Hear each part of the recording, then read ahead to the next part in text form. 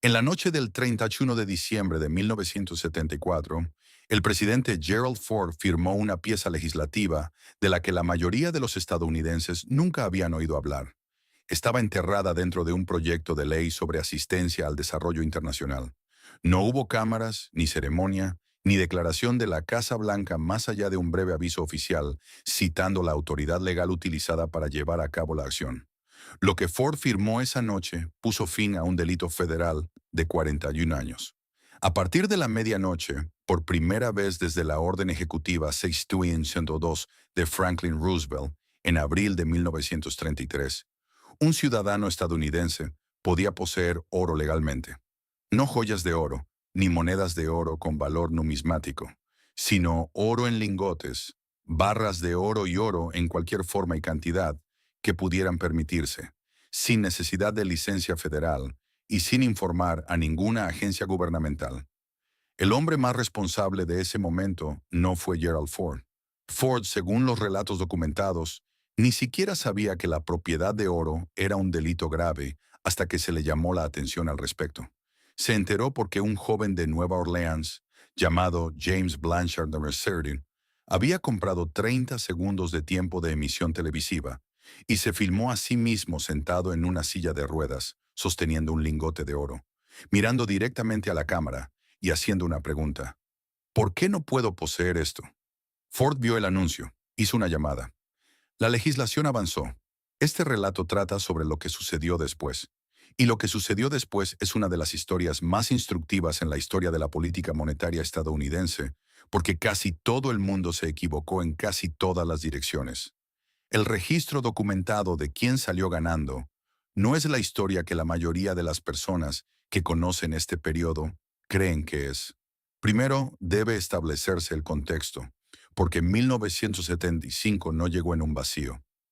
En la tarde del viernes 13 de agosto de 1971, Richard Nixon convocó una reunión secreta en Camp David.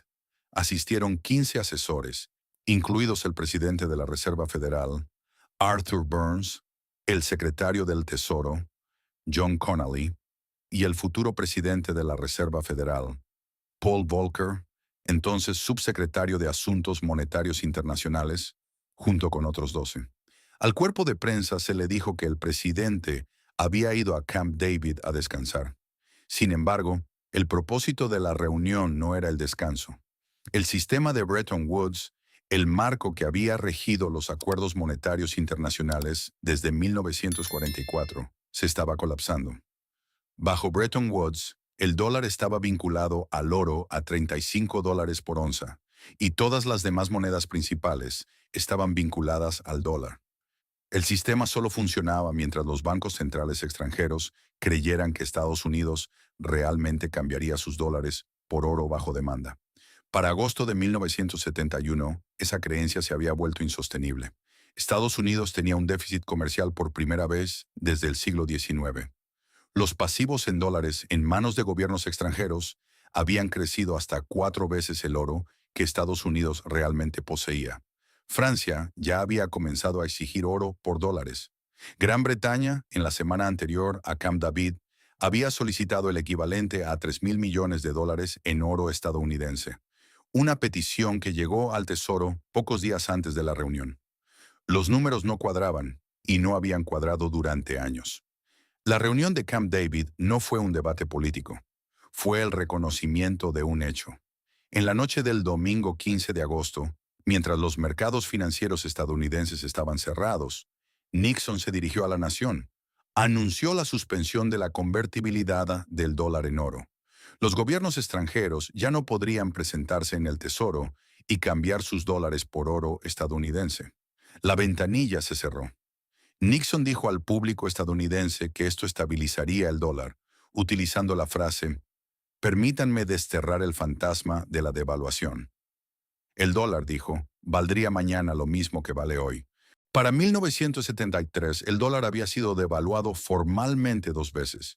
Para 1974, la inflación se situaba en el 12,3%. Para el 31 de diciembre de 1974, el dólar había perdido más de un tercio de su poder adquisitivo desde que se cerró la ventanilla del oro. Mientras tanto, El oro, que se había fijado en $35 por onza bajo Bretton Woods, cotizaba en los mercados internacionales a $185 por onza. Este era el mundo en el que los estadounidenses entraban el 1 de enero de 1975, cuando finalmente pudieron comprarlo. Lo que sucedió a continuación sorprendió a casi todos. Wall Street había pasado 1974 posicionándose para una fiebre del oro. 5 bolsas de materias primas se apresuraron a listar contratos de futuros de oro, cada una entrando en vivo en la víspera de Año Nuevo, listas para la avalancha de demanda estadounidense que se suponía llegaría en el momento en que pasara la medianoche. Los comentaristas de televisión decían que los precios del oro se duplicarían o más en los siguientes 12 a 24 meses. El oro casi se había duplicado solo en 1974. Si la mera anticipación de la demanda estadounidense podía hacer eso, ¿qué haría la llegada real de 40 millones de inversores estadounidenses al precio? La respuesta resultó ser casi nada. El New York Times documentó los resultados 12 meses después. La cadena de grandes almacenes Hesses, en Pensilvania, vendió 200 onzas de oro el primer día y luego abandonó el negocio por completo. El Republic National Bank vendió menos oro en todo 1975 del que había vendido en 1974, cuando la propiedad de oro aún era ilegal. Merrill Lynch informó haber vendido solo del 25 al 30% del oro en lingotes que había proyectado vender durante 1975. El propio análisis de mercado del Fondo Monetario Internacional publicado en 1978 fue específico sobre lo que sucedió. El precio del oro cayó $30 por onza en los primeros 7 días de enero de 1975. Las personas que habían acumulado oro a lo largo de 1974, anticipando una demanda de compra estadounidense masiva, y existían en los mercados internacionales de Londres, Zúrich y Frankfurt, vendieron ante la decepción. La ola de inversores estadounidenses nunca se materializó, y sin esa ola, el precio colapsó. Para agosto de 1976, el oro alcanzó los $112,80 por onza, el precio más bajo que volvería a alcanzar jamás. Los estadounidenses que habían comprado oro en el momento en que se legalizó a $185 habían perdido el 40% de su inversión en 19 meses. Hiciera lo que hiciera la historia oficial, no cuenta esta parte. Mientras los estadounidenses de a pie ignoraban el oro o lo compraban en el momento equivocado, la Reserva Federal estaba haciendo algo completamente distinto. Arthur Burns era el presidente de la Reserva Federal.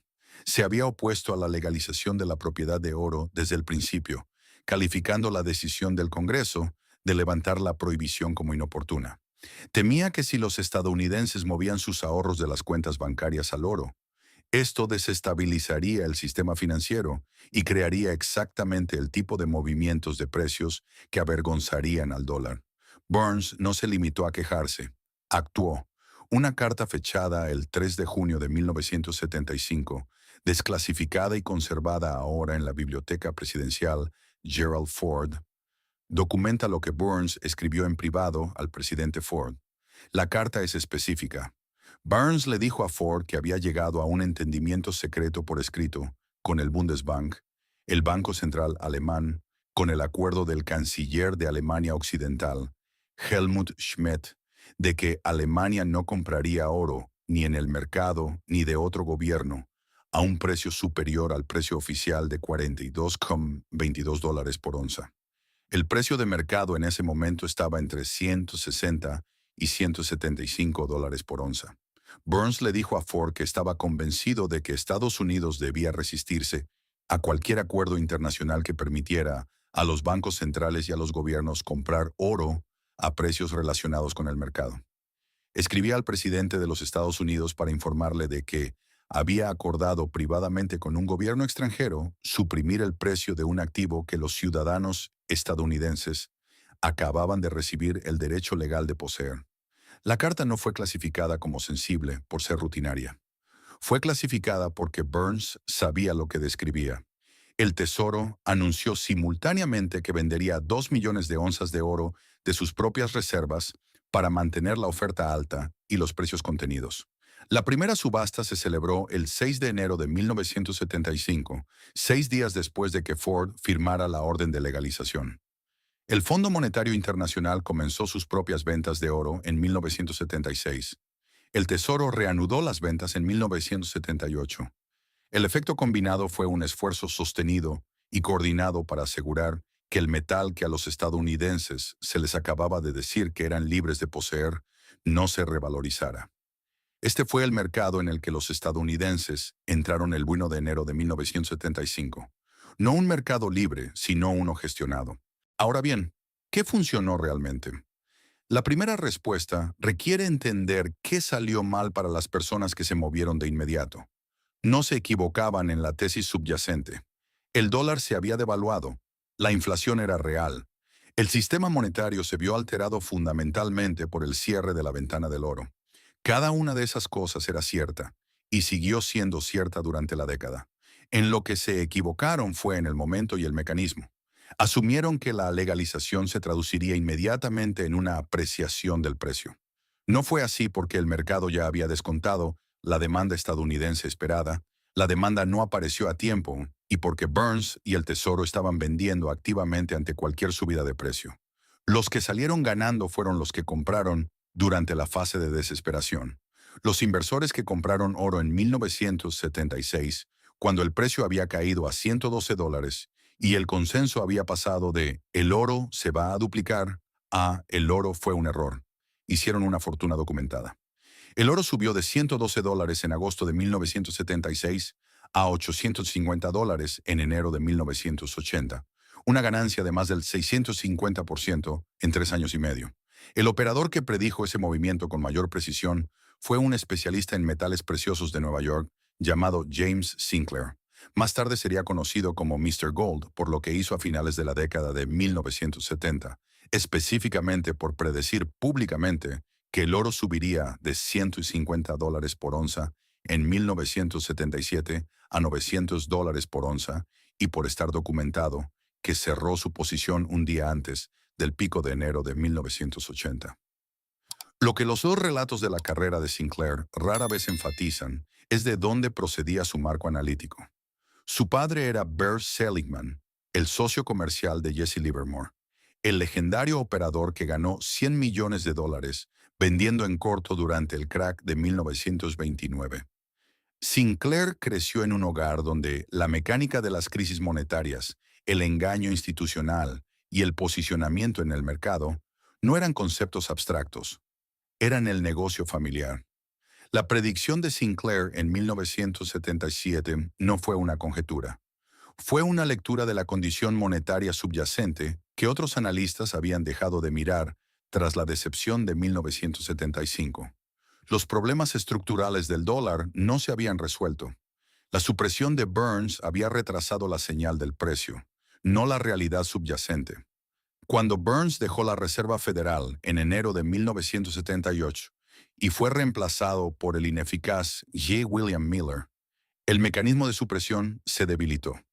Cuando Paul Volcker asumió el cargo en agosto de 1979 y anunció que derrotaría la inflación independientemente del coste para el empleo, el mercado comprendió que la era de los precios del oro gestionados estaba terminando. La condición subyacente que se había estado gestando desde 1971 finalmente estalló. La segunda lección de este periodo es específica del evento de legalización en sí. Jim Blanchard, el hombre que forzó que ocurriera, no lo celebró y se fue. Fundó una empresa de metales preciosos y monedas raras en Nueva Orleans en 1975. Comenzó un boletín informativo llamado Gold Newsletter. Organizó una conferencia anual de inversión en Nueva Orleans que atrajo a 700 personas el primer año, aunque solo esperaba a 250. Construyó una infraestructura para esta clase de activos que la hizo accesible, líquida y documentable para los estadounidenses de a pie. Su negocio original de monedas de $50 acabó convirtiéndose en una empresa de $150 millones anuales para cuando la vendió en 1988. Esto no fue porque acertara con el momento de enero de 1975, sino porque entendió que la legalización era un comienzo, no un evento. El desorden monetario subyacente que había dado valor al oro no se resolvió con la firma de Ford. En todo caso, se estaba acelerando. La tercera lección es la que hace visible la carta de Burns. El regreso de la propiedad legal de oro en Estados Unidos no fue, en el momento en que ocurrió, el regreso de un mercado de oro libre. Fue el regreso de un mercado de oro gestionado en el que a los ciudadanos privados se les permitía participar en términos establecidos por personas que no querían que el precio subiera. Las ventas del tesoro en cada repunte, el acuerdo secreto de la Fed con el Bundesbank y las subastas coordinadas del FMI no se ocultaron en tiempo real. Los datos eran públicos. El Tesoro anunció sus subastas y el FMI anunció su programa de ventas. Lo que estaba oculto era la carta de Burns, la documentación explícita de que la supresión estaba coordinada a los niveles más altos y diseñada para evitar que el oro desempeñara su función histórica como señal de la debilidad del dólar. Esa carta es ahora pública. Se encuentra en la Biblioteca Presidencial Ford en Ann Arbor, Michigan, en la caja 23 de los archivos centrales de la Casa Blanca, bajo la carpeta de finanzas de E9. Cualquiera puede leerla. La historia oficial de la legalización del oro en 1974 es sencilla. El gobierno restauró un derecho que había sido suspendido durante una emergencia. Los estadounidenses volvieron a ser libres y el mercado funcionaría. El registro documentado es más específico. El derecho fue restaurado, pero el mercado no era libre. El presidente de la Reserva Federal había negociado un acuerdo secreto con un gobierno extranjero para suprimir el precio del activo que los ciudadanos estadounidenses acababan de ser autorizados a poseer. El Tesoro comenzó a vender sus reservas para lograr el mismo efecto, y los inversores que se movieron más rápido, que compraron oro en el momento en que se legalizó, respondiendo a la señal más obvia, perdieron dinero durante 9 meses. Los inversores que ganaron no fueron los más rápidos, fueron los más pacientes. Compraron cuando la tesis resultaba vergonzosa, cuando el consenso había pasado de largo y cuando el oro había bajado un 40% respecto al precio del día de la legalización. Ese patrón, que la operación más importante de una generación esté disponible solo después de que el consenso se haya rendido con ella, no es exclusivo del oro en 1976. Aparece en cada clase de activos en cada década. La multitud que actúa según la señal legible pierde ante la multitud que lee la condición subyacente. La condición subyacente en 1976 era un dólar que había sido alterado fundamentalmente en 1971 y no había sido reparado. Burns lo sabía, Volcker lo sabía, los alemanes lo sabían. Las personas que compraron oro a $112.80 en agosto de 1976 también lo sabían. El oro alcanzó los $850 en enero de 1980 y luego colapsó. Para junio de 1982 estaba de nuevo en $350. Las personas que habían tenido razón sobre el oro durante toda la década vieron desaparecer la mitad de sus ganancias en 18 meses. Lo que hizo Paul Volcker para poner fin a la crisis, cómo se hizo y qué sucedió con las personas que mantuvieron sus posiciones durante el pico. Ese es el siguiente capítulo. Conecta directamente con lo que se ha establecido aquí. Si esta exploración de las fuerzas ocultas detrás del mercado del oro ha cambiado su forma de ver la historia financiera, por favor suscríbase y dele a me gusta al canal.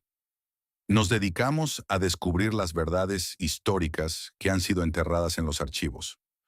Únase a nosotros mientras continuamos trazando la evolución de nuestra realidad económica. El próximo capítulo de esta historia se revelará pronto.